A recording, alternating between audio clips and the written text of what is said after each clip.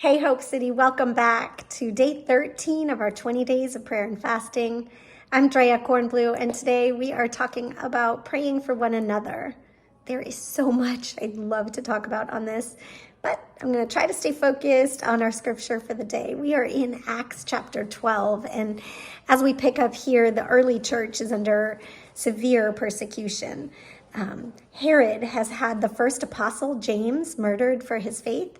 And as a result of that, he is thirsty for more blood. He is excited by the power that this brought him. And he has taken Peter into prison where he is awaiting a trial that will likely also result in his death. And we watch as the early church jumps into action, and they designate a time and a space where they will earnestly pray for Peter's well-being. Even that, there's just so much we can unpack, beginning with the word earnest. What does it look like to earnestly pray for others? Some translations use the word continually pray or constantly pray.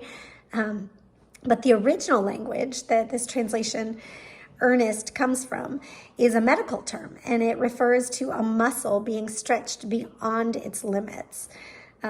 As a former athlete, I can relate to what it's like to stretch yourself beyond the limit, and that is often painful and uncomfortable. It can result in sometimes injury even.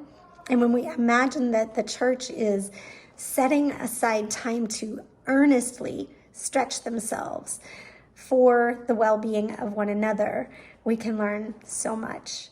A few other things I'd love to touch on, and that's just 3 things that we find praying for one another do. And the first thing is that it unites us. So frequently our burdens can be isolating, and when we offer up prayer to one another, we can find a release from that isolation for sure.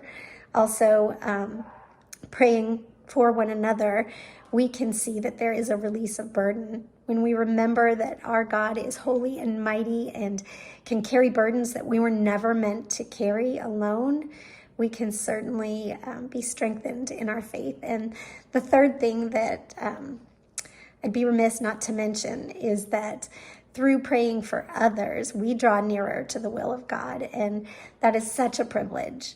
So as you think about praying for others today, I pray that you would be encouraged, that you would be stretched beyond what is comfortable, and that you would be refreshed in your faith.